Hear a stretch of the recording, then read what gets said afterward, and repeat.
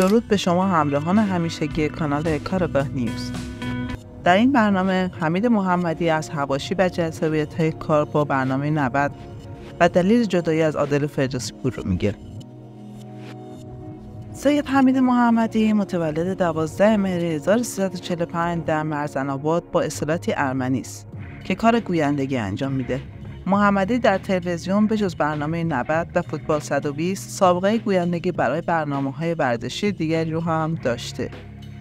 برنامه‌هایی همچون یک جهان یک جام، جام 14، 2018 و ورزش و مردم. حمید محمدی که در مصاحبه‌ای در برنامه تیوی پلاس حضور داشت، گفت خیلی گزیده کار شدم و در سال 1385 با عادل فردوسی پور آشنا شده.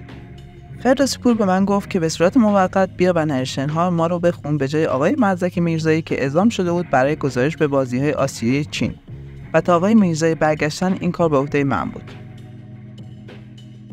و بعد اون به صورت یک هفته در میون در کنار مزدک گزارش بازی‌های لیگ رو میخوندیم و این قصه تموم شد.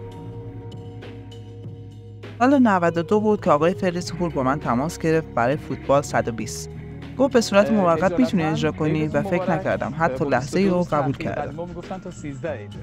حالا فروردین رو از ما عید بپذیرید، عیدتون مبارک. امیدوارم سال جدید به همگی مبارک باشه، اتفاقای خوبی براتون بیفته برای همه ما و اعیاد ماه شعبان رو هم خدمتتون تبریک و تهنیت عرض می‌کنم. یه مطلبی رو هم همین اول برنامه بگم که برای محمد حسین میثاقی به رسم ادب و قدرشناسی بابت زحماتی که در این برنامه کشیده تشکر میکنم و براش آرزوی موفقیت میکنم. اگه تا اینجا از ویدیو خوشتون اومده ممنون میشم ویدیو رو لایک کنید. بعد از این ماجرا با من تماس گرفتم و پیشنهاد اجرای ورزش از نگاه 2 برنامه آقای کسری رو دادن. من فوراً با عادل زنگ زدم و مشورت کردم. عادل گفت هرگز جای مجری دیگه رو نگیر و خوشحالم که پاسخ منفی دادن. در ادامه قسمت‌هایی از مصاحبه آقای حمید محمدی رو ببینیم. چه اتفاقی افتاد برای محمد حسین میثاقی؟ حسین چی شد؟ حسین چی شد جریانش؟ ما ناراحتیم از اینکه شاگرد اومد و در حق استاد اون کاری که نباید می‌کرد.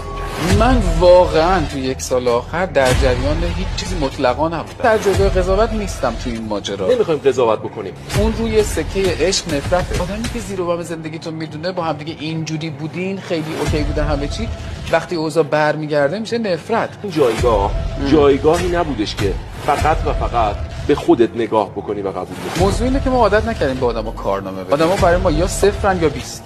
فکر نمی‌کنم کسی تو این دنیا پیدا بشه که همه چیش درجه 1 باشه. نمیشه همه این درست. واقعا خب بذار من اینجوری بپرسم از شما، فوتبال 120 سری جدید رو چرا نپذیرفتین اجرا بکنید؟ من با یک کسی دیگه دست دادم.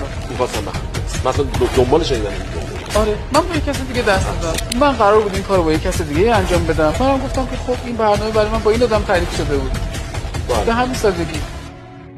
با این اوصاف خب به نظر شما کار آقای میثاقی غیر اخلاقی بود؟ خوشحال میشم نظرتون رو کامنت کنید.